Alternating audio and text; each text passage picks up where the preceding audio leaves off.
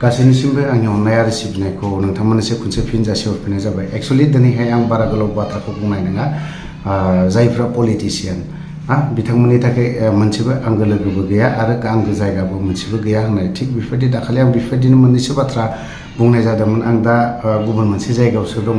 दिनै हरखाबै नुनायलाय जोंनि कास्टम बसुमतारी बिथाङा गोदोनि आबसुनि सोमावसारनायाव गोबां सम बाहागो लादोंमोन। दिनैहाय जों BPF-आवहाय BPF-आव हाबफिननायखौ जों फिन हाबफिननायखौ नुनो मोनदों।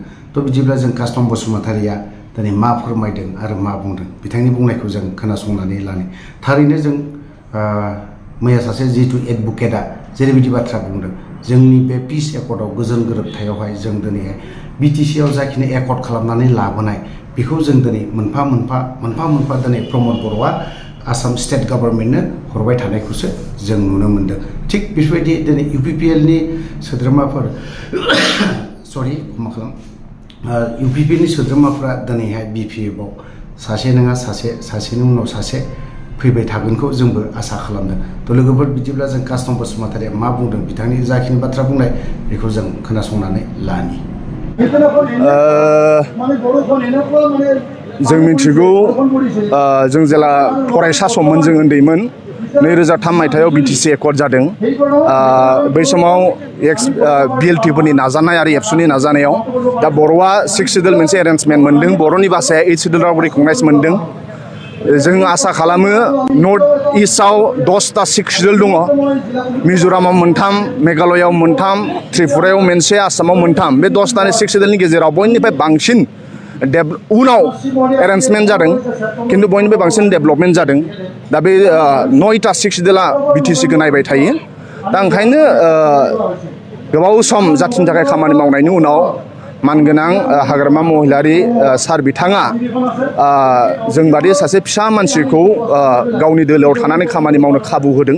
बिनि थाखाय आङो बिथांनो गिबियाव साबायखर बावबाय आरो BPF फेमिलिनि दैदेनगिरि मावथि बिथांमोनहा ज' जानानै भबिष्यत जाहाथे खामानि मावनो हायो।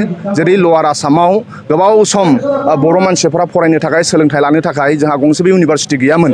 नाथाय 2003 मायथाइनि BTC एकर्डनि उनाव जों बड'लेण्ड इउनिभारसिटि मोन्दों।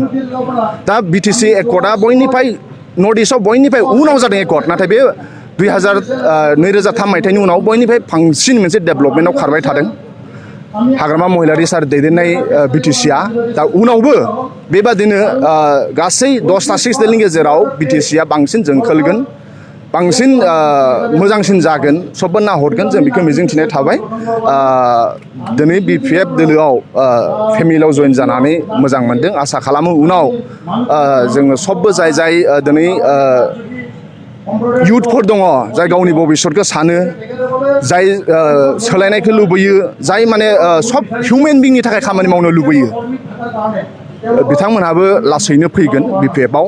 दा आङो गिबियाव हाग्रामा महिलारि सार बिथांखौ साबायखर बावो, BPF-नि साफ्रोमबो दैदेनगिरि बिथांमोनखौ साबायखर बावो गावसिनि फेमिलियाव हाबनानै जोंखौ खामानि मावनो खाबु होनायनि थाखाय।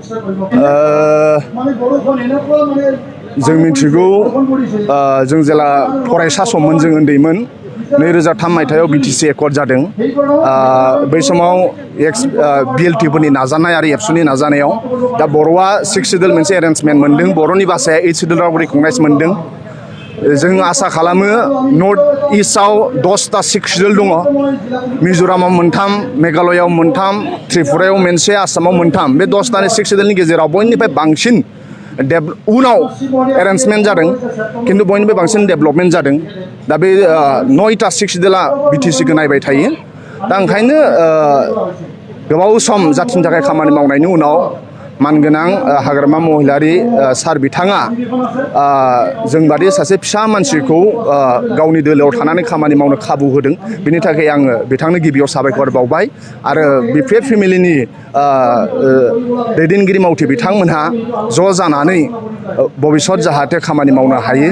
जेरै लवार आसामाव गोबाव सम बर' मानसिफ्रा फरायनो थाखाय, सोलोंथाइ लानो थाखाय जोंहा गंसेबो इउनिभारसिटि गैयामोन। नाथाय 2003 मायथाइनि BTC एकर्डनि उनाव जों बड'लेण्ड इउनिभारसिटि मोन्दों। दा BTC एकर्डआ बयनिफ्राय नर्थ इस्टआव बयनिफ्राय उनाव जादों एकर्ड, नाथाय बे 2003 मायथाइनि उनाव बयनिफ्राय बांसिन मोनसे डेभेलपमेन्टआव खारबाय थादों।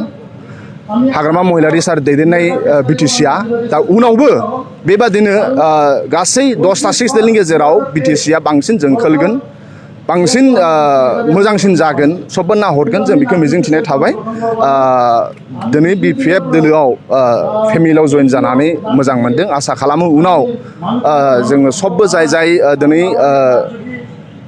युथफोर दङ जाय गावनि भबिष्यतखौ सानो जाय सोलायनायखौ लुबैयो जाय माने सब हिउमेन बिंनि थाखाय खामानि मावनो लुबैयो बिथांमोनहाबो लासैनो फैगोन BPFआव दा आङो गिबियाव हाग्रामा महिलारि सार बिथांखौ साबायखर बावो BPFनि साफ्रोमबो दैदेनगिरि बिथांमोनखौ साबायखर बावो गावसोरनि फेमिलियाव हाबनानै जोंखौ खामानि